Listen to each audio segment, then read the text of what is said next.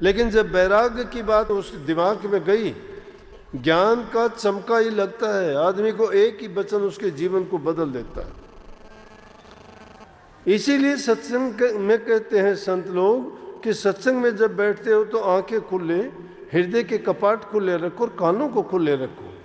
क्या पता किस घड़ी किस क्षण में कौन सा वचन तुम्हारे काम आ जाए। उस वचन को इतने गौर से सुनते रहो।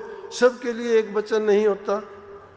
ये बात भी तुमने बार बार सुनी होगी, लेकिन तुमने सुनी होगी, कितने लोग नए आए होंगे उन्होंने नहीं सुनी होगी, और आपने सुनी भी होगी तो आपने कितनी मान ली होगी। अगर नहीं भी मानी होगी तो भूल पड़ी होगी। भूल पड़ी होगी तो हम भूली हुई वस्तु को लखाने लग रहे हैं, उसको सुन लीजिए और मान लीजिए दोबारा से, और फिर भी नहीं मानते हो तो गलती है।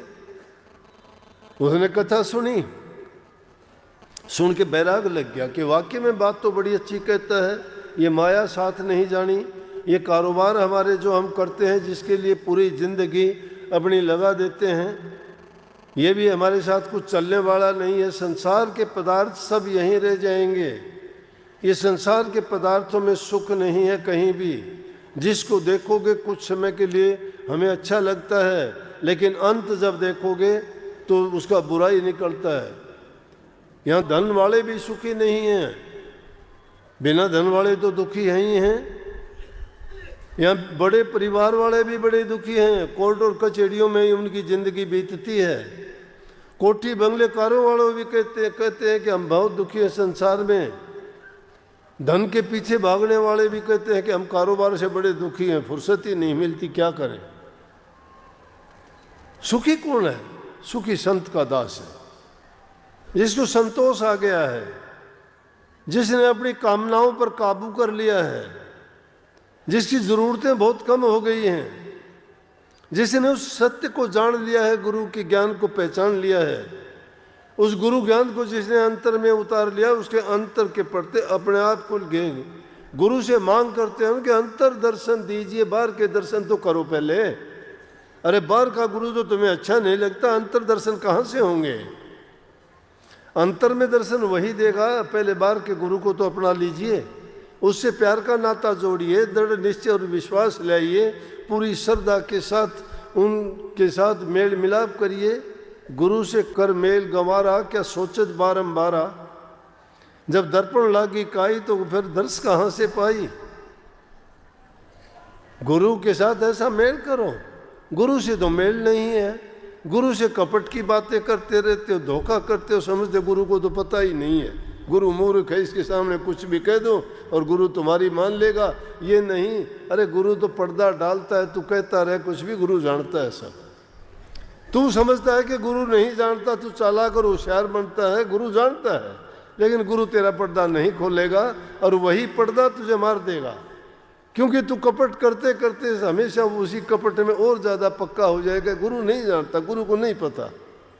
गुरु को पता है, परमात्मा किसी का भेद नहीं खोलता, गुरु भी भेद नहीं खोलता। वो उन्हीं के रूप हैं, उनके नुमाइंदे हैं, वो वही काम करते हैं जो परमात्मा करता है। इसलिए ज्ञान इंसान को एक बात में ही मिल जाता है, नहीं जिंदगी भर आदमी रोज़ाना ठोकरें खाते रहो, कहाँ उसको क्या मिलने वाला, जो नहीं मानता, नहीं अपनाता या उन पर नहीं चलता।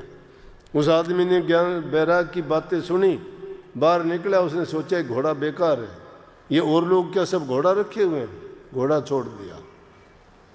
बोला मैं भी अपने बच्चों को घर बार को छोड़ता हूँ, जिस चीज़ में सुख और शांति प्रभु के नाम में बताई मैं अपना काम करूँगा। जाके चला गया, घर छोड़ने बाद 12 बरस तक तप किया। अब दूसरी तरह से 12 बरस का मतलब भी मैं बता दूँ, 6 दर्जे स्थूल शरीर में हैं, 6 दर्जे सूक्ष्म शरीर में हैं। और जब उन 12 दर्जों पर पहुंच जाता है, वहाँ काल और माया के दर्जे सब नीचे रह जाते हैं और उसके ऊपर पार ब्रह्म का देश जो आता है, वहाँ सुख और शांति मिलती है। साधु योगी लोग पुराने ज़माने में 12 बरस के बाद ही अपने घर लौटा करते थे, घर जो छोड़ देते हैं। तुलसी साहब भी 12 बरस में ही लौट के आए थे, सुना है मैंने ये। तो वो 12 दर्जे हैं हमारे रूहानी दर्जे अंदर में, उनके ऊपर जब पहुंच जाता है, 12 बरस तक जाके तप किया, जंगलों में ज्ञान प्राप्त किया, अंतर की साधना की, मन की वृत्तियों को रोका। जिन चीज़ों को हम शब्द धुन प्रकाश की बातें करते हैं उन सब को उन्होंने जब अनुभव किया और वो करने के बाद वापस आए मस्ती की हालत में। क्यों? दुनिया फीकी लगने लगी, उसके रंग अच्छे नहीं लगते थे। जिन चीज़ों को उसने सुना था उनसे बाहर जा चुका था। इस माया की टंकार से और आँखों को चुंधियाने वाली जो इसकी शक्ति है उससे दूर हो चुका था और वहाँ से गुजरा, उस रास्ते से भूल चुका था उस बात को। कहने लगा ये इतने लोग इकट्ठे क्यों हैं? याद आ गई। कहने लगे जी हम आत्मा कथा करते हैं। बोला कितने साल से करते हैं? बोले कि हो गए 12-14 साल। बोला यही कथा करते हैं, यूं ही लोग सुनते हैं। बोले वाह रे वाह, शाबाश दुनिया के लोगों, मुझे तो एक थप्पड़ लगा था बैराग का 12 बरस में, आज वापिस आया हूँ। इनको तो रोज़ाना मुंह पिटवाने की आदत पड़ी हुई है।